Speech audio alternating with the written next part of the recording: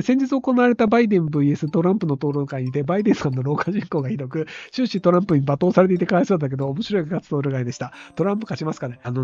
多分ね、僕トランプ勝つ未来しか見えないっていう風に言ってたんですけど、ちょっとね、ひょっとしたらトランプさん負ける可能性あるかなと思ったのが、民主党の人たちがトランプとバイデンさんでぶつけたらもうバイデンさん勝てないよねというのを共通認識になったんじゃないかっていうのが、むしろ僕はそれプラスだと思ってて、なのでトランプさんに負けるんだったらバイデンさんを押さない方がいいよねというのが民主党内で多数派になると、バイデンさんに続投をやめさせるという選択肢が生まれるんですよ。要するにバイデンさんとトランプがこのままいくと、僕が見てる限りやっぱり7割以上はトランプ勝っちゃうんですよ、トランプさんが。でも民主党の人たちがこれもう負けちゃうよ。どう頑張ってもバイデンを応援してたら俺たち負けるよ。であれば他の人をした方がまだ可能性高いよねっていう風に民主党内で結託してバイデンさん降りてもらえませんかっていうところでバイデンさんが降りるという判断をすると、ひょっとしたらトランプさんに勝つっていう白人の民主党の大統領が出る可能性があるんですよ。要するに女性と黒人だとトランプ大統領にやっぱり勝てないんですよ。白人男性というだけで強いから。なので白人男性を応援したいよねと思う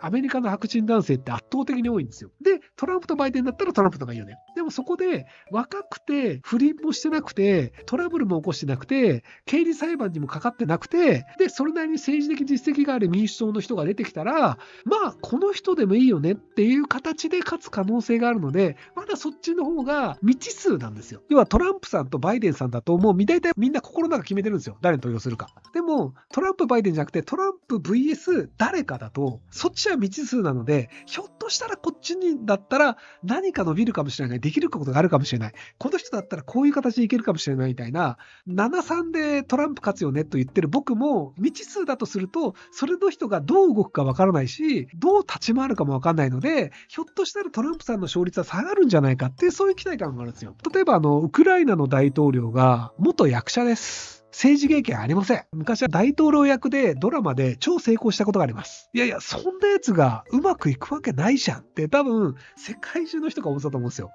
ところがロシア・ウクライナ戦争が始まってみた途端、多分歴史上一番優秀な営業マンはゼレンスキー大統領なんですよ。要するにウクライナが支援している国に対して何かを返すってまだ全然言ってないんですよ。でもアメリカからめちゃめちゃ兵器いっぱいもらって、ヨーロッパからもお金と兵器いっぱいもらって、で日本からも支援金と防弾チョッキとかいっぱいもらってっていうので、もらった額ランキングでいくと多分史上最高額もらってるんですよ、ウクライナは。でその営業はやっぱりゼレンスキー大統領の結果なんですよ。ゼレンスキー大統領がずっとウクライナ製のセーター着て、で現場に立って、で戦争はまだ続いてます、俺たちの仲間がこれだけ死にましたっていうのをずっとやり続けて、日本から大量のしゃもじを送ってるわけですよ。もうウクライナの人大感謝だ、日本からこんないっぱいしゃもじが来てっていう感じで、割と世界中からいっぱいしゃもじを集めてるんですよ、ゼレンスキー大統領は。っていうのがあるので、なので営業マンレベルでいくとめちゃめちゃレベル高いんですよね。でもそれはもともと下半身でピアノを弾くような役者がそんな能力あるなんて思ってなかったじゃないですか。でももう今しゃもじのおかげでウクライナ頑張ってるんですよっていうのがあるので、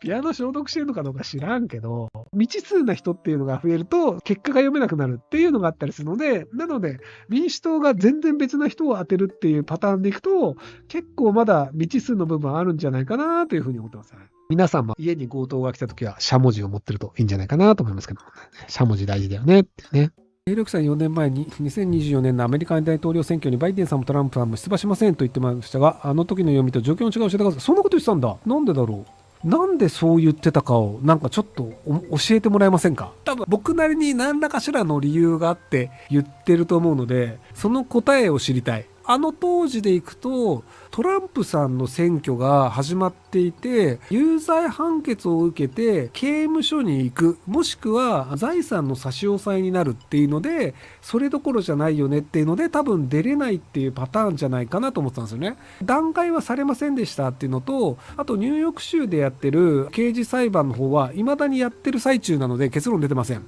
財産の差し押さえも未だにそれが確かにどっか別の州で差し押さえが1回出たっけな。あとインディアナ州かイリノイ州かどっちか忘れたけど、どっちかではなんか大統領選挙の候補者として名前をその選挙人に登録できないみたいな判決が一応出たらしいので、州によってはトランプさんが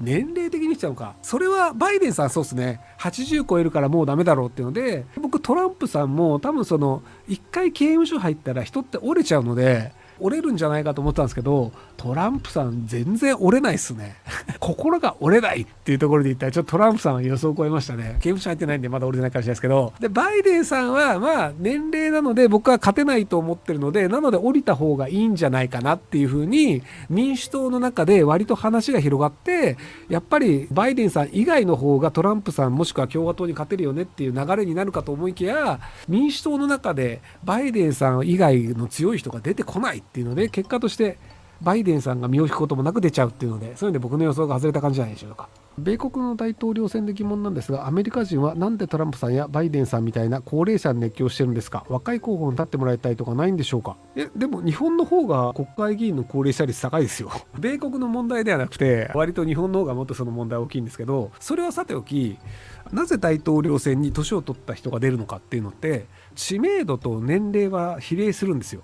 20代で有名な人が20年間芸能活動して40歳になったら20年間知られる期間があったわけだから、めちゃめちゃ多くの人が知ってるじゃないですか。例えばじゃあ Ado さんっていう歌手がいます。でもやっぱり20代30代は Ado さんしてたとしても、60、70代は Ado さんなんか知らないっていう方が多数だと思うんですよね。バイデンさん80歳、トランプさん70歳、80歳70歳の人は同年代の人を知ってるんですよ。80代の何々さん、70代の何々さん。なので自分より10歳上でも結構微妙なんですけど、自分より30歳上とかってまず興味ないですよね、皆さん。っていう感じで、逆にその60代の人は自分たちより30歳下とか40歳下の人って興味ないんですよ。そうするともちろんその若い人の方が新しい情報を手に入れるのが早いので、こういう年取って有名な人がいるんだっていうと割とこう知ってくれるとか調べてくれるっていう機会があるんですけど、年取ってくると自分から調べるというのが一切ないので、そうすると国民の中の知名度でいくと年取ってる人の方が知名度高いんですよ。多分ね、トランプさんだとアメリカ人の知名度でいくと多分 99% とかいくと思うんですけど、若い頃からトランプさんっていろいろやらかしてて有名なんですよ。もちろん経営者として有名っていうのもあるんですけど、ニューヨークの公園でスケートリンクが割と映画出たりするじゃないですか。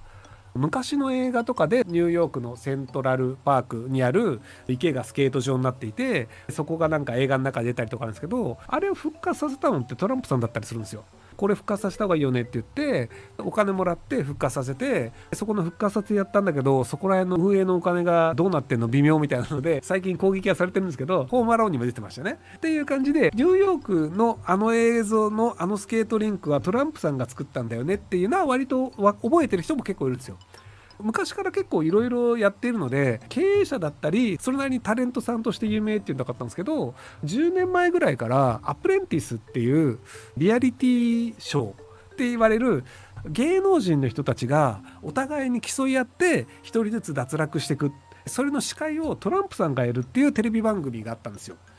その時に競う芸能人が落とされる時に「You are fired」っていう「あんたクビね」っていうのをトランプさんが言うっていう、そういうセリフがあって、トランプさんって割と「You are fired」っていう口癖をよく言うってイメージがあって、首を切るって意味なんですけど、経営者として敏腕っていうイメージも結構あったんですよ。お茶の間で結構顔が知られてる芸能人っていうポジションがあるので、そもそもの大統領選に出る前から結構有名な人だったんですよ。日本でいうと多分堀江門こと堀江さんに近いのかな。経営者としてそれなりに有名で、経営者としてもああだこうだって、でその後タレントとしても結構有名っていう。なので割とトランプさんはもともと有名だよねと、有名な人の方が、選挙に出るとそれは投票数集めるよねって話なので、有名な人合戦になりがちなんですよね。バイデンさんは有名かっていうとそこまで有名ではないんですけど、共和党のトランプさんに対抗して民主党の中でもいろいろみんな戦ってたんですけど、そういう意味でいくと民主党の中で一番お金を集めることが可能だったのがバイデンさん。ハリスさんっていう黒人系の女性の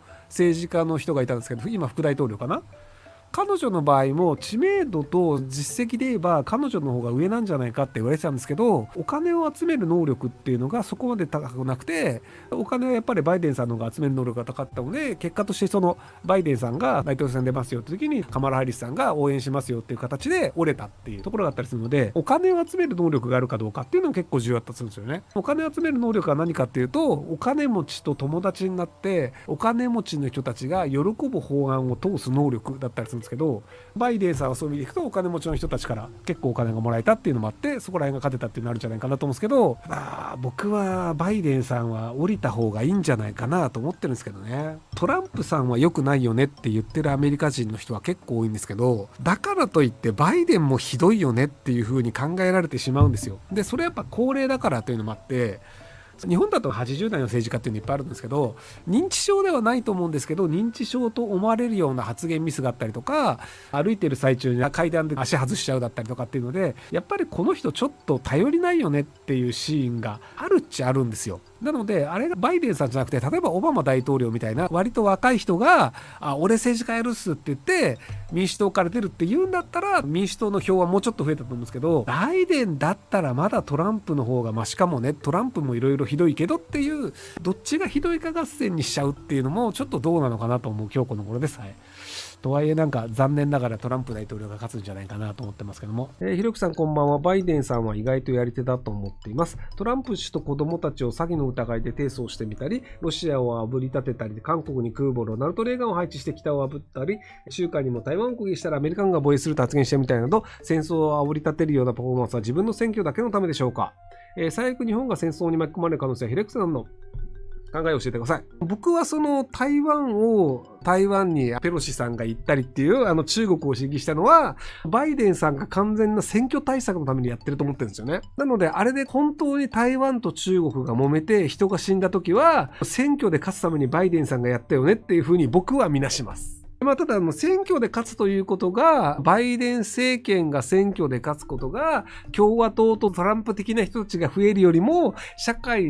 にとって良いよねというふうに一応民主党の人たちは考えているとは思うんですけど、きな臭い状況に持ってってるのはバイデンさんの判断でやってると思うんですよね。ロシア・ウクライナ戦争がなぜ起きたのかっていうのも、ロシアがウクライナに攻めたとしてもアメリカが派兵しないよっていう風にあえて発言したバイデンさんの責任も僕はあると思ってるんですよ。台湾に関しては、台湾に攻めてきたらアメリカはちゃんと台湾守るよって言ってたりもするので、中国って台湾を攻めづらいと思うんですけど、あの当時ウクライナが何かあったとしてもアメリカは兵隊派遣しないよってバイデンさん言ったんですよ。で、そうすると、派兵しないんだ。じゃあ俺たち行ってもいいんじゃねっていう風にロシアが言ったっていう可能性もあるんですよね。もちろん、言おうがいいまいがロシアはウクライナに行ったよっていう人もいるんですけど、少なくともただバイデンさんとしては、絶対攻めてほしくないんだったら、いや、俺たちはウクライナマジで守るから、ロシアがもし攻めてくるんだったらアメリカ兵バンバン送るぜっていうことも言えたと思うんですよ。でもそうじゃなかったっていうので、ある種戦争になることを望んでいた部分はあるんじゃないかなというふうに思ってたりもします。人間の本心がどうなのか正しいのかどうかとかはあくまで想像でしかないんですけど、バイデンさんが戦争が嫌いで平和を求めてるおじいさんなのかっていうと、そういうわけでもないんじゃないかなと僕は思ってます。ただそれがその世界とかアメリカにとっていいか悪いかはまた別の問題なんですけど。ご視聴ありがとうございます。今回の動画はこちらからの気に入りになります。